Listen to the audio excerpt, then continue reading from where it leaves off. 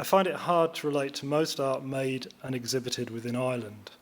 Its concerns and interests are for me, for the most part, not mine. Its structures and language seem insular, overly academic, self-perpetuating, and hung up on notions of heritage and nostalgia.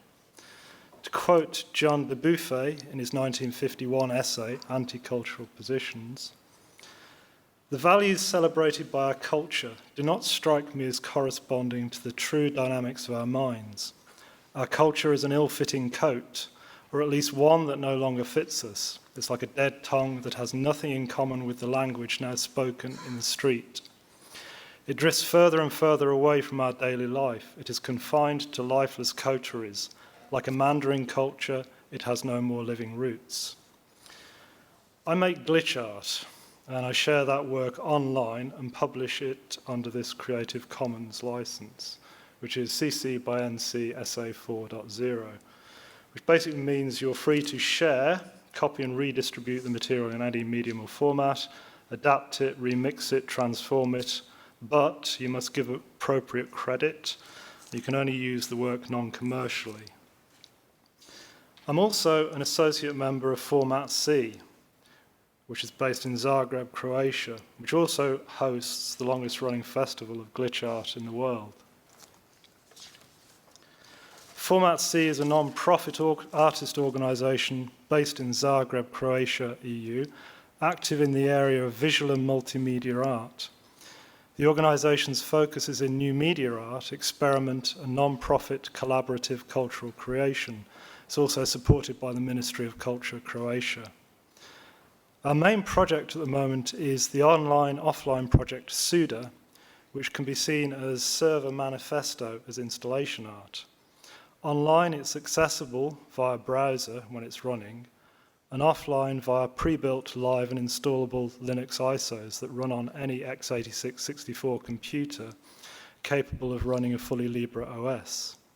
It takes the form of a multi-user collaborative desktop environment built on Parabola Linux and ideas outlined in an initial manifesto document and on the ideas of Libre culture and Libre software. Decisions as to design and implementation were taken collectively during weekly online meetings via the big blue button, not Zoom, I kind of must emphasize, open source meeting software running on Format C's own infrastructure.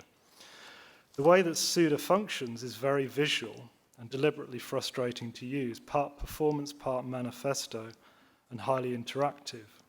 What you do on the screen becomes the work. And this is just a slide of it, just a screen grab of it actually working. To actually see it working properly, it has to be a live environment. So I find it paradoxical that as an artist based in Ireland, I'm an associate member of an arts organisation based in Croatia, and not part of any arts organisation in Ireland. Giving up traditional media in 2012, I found galleries unreceptive to what I was making, but online space is welcoming and receptive. Working online has given me a community, tools and audience that I have not found in the Irish arts world. This environment itself teaches the skills and tools needed and provides the aesthetic and critique, and is developed in parallel to the traditional art world. I believe these new aesthetics will come to predominate our visual culture, and the need for traditional cultural institutions to bring on and foster new generations of artists will disappear. So a notable exception to the lack of representation of digital arts in Ireland is the work of AEMI, who, though they're not focused entirely on digital work, I've found them to be accessible and welcoming. And I also see a ray of hope in the programmes of CCA Derry Londonderry, which are forward-looking and welcoming of digital art, especially the recent Tilt at Windmills exhibition, curated by Mujami Shuper, where rather than focusing on heritage culture, it seeks active engagement with the past by using footage from the UTV archive from the 1950s to the recent past as a starting point. But I could point out online initiatives such as those run through Domenico Dombara's White Page Gallery Network here, or which in its first April 2020 online exhibition Outbreak, curated by him, by Domenico Dombara, was, as far as I know, the first exhibition in response to the pandemic. or Spam Supermodern Art Museum. And of course, the hyper-curated version of the Facebook group, Glitch Artists Collective, which chooses and promotes an artist of the month on Facebook and Instagram, and an acknowledgement by the community of work which is deemed to be interesting or groundbreaking, and as such serves as a guide to trends and quality within glitch art itself. Or the Glitch Art is Dead series of exhibitions organised via online communities and showcasing work made internationally. Wrong one. Oh well, it should have been there. So, and of course, the wrong Biennale, which needs no introduction or explanation. So my question is, where are these initiatives in Ireland? During the pandemic, many traditional art festivals and galleries had to move to working online, many trying to recreate a traditional gallery environment. Compare Burr Vintage Week's online gallery with FUBAR 2021, which should still be live online to the end of this June, I think. So this is FUBAR, this is the landing space. And also, obviously, you're going to have to wash your eyes after looking at all the art, so we have the eye wash station. Burr Vintage Week created an explorable environment to view works in an accessible and easily navigable way, but was essentially an off-the-shelf generic online gallery which bore little resemblance to its real-life setting in old buildings and the wider environment of Burr. FUBAR 2020 to 2021 took a different approach by recreating the internal physical environment of FUBAR in Zagreb, Akasi Medica, and the surrounding buildings, which were hit by an earthquake in 2020, rendering the traditional venue unusable, using photogrammetry and other data within the game engine Unity, making the exhibition space itself into an artwork. It's well worth looking at online.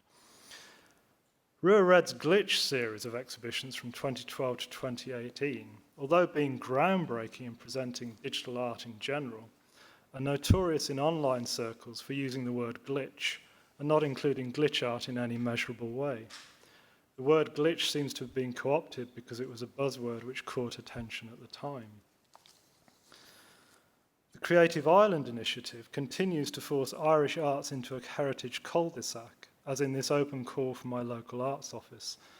I've taken away all the identifiers for this. When did artists become creatives? And note also the use of heritage and art sector, art being second to heritage.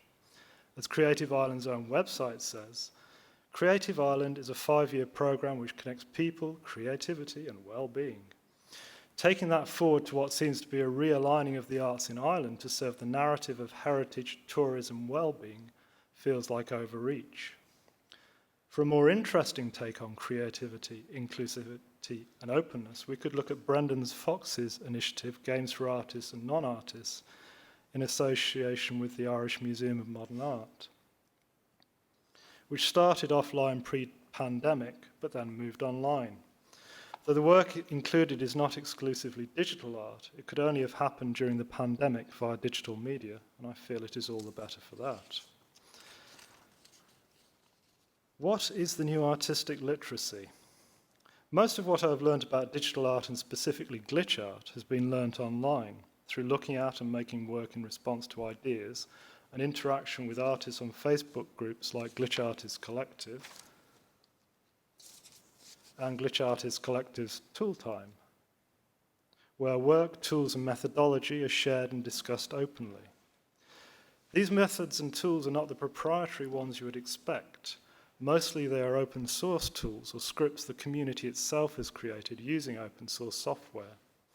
Software as a service like Adobe products, paid for Windows solutions, or closed ecosystems like Apple products limit entrance to digital art to those who can afford them, but also limit the imagination and possibilities of those who use them. The network I've built up around me is almost entirely formed through online interactions. Having been an active member in many groups, I'm not aware of any great number of Irish artists working in this field compared to, say, those from Eastern Europe, America, France, or South America. I find it telling also that it took a pandemic for excellent talk series such as the NCAD facilitated 2021 Digital Cultures webinar series to take place. But its concerns to me seemed overly academic and behind the curve. Debate around these topics have been ongoing online for some time. Of digital work being made in Ireland now, such as the work of Elaine Hoey, I find parallels with the themes of work by Daphne Ganani, Elena Romanakova, Dornia Darkstone, aka Let's Glitch It, and Wednesday Kim. In the offline world, these ideas seem exotic. Online, they are every day.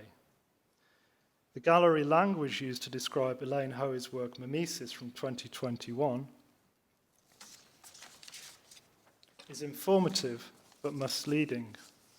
These are techniques that have been explored and discussed in depth previously. There is no novelty here. Why then present it as such? Why should current themes within digital art only gain validity when placed within a real gallery context? There's also strong work being made by Joanna Hopkins, such as The Empathy Machine from 2015, or the photography of Moon Harpy. So Moon Harpy's willingness to experiment could be seen in her tutorial on Generate Me's FM glitch art processing sketch, which is highly valued and much viewed by the online community. I think it's got something like 11,000 views so far. And of course, the work of Shane Finnan, who not only works with digital media, but also actively uses and supports open source and Creative Commons ideas and uses PeerTube and Mastodon, parts of the Fediverse which offer open source options for breaking free of corporate social media control. This was a recent exhibition at the Leitrim Sculpture Centre.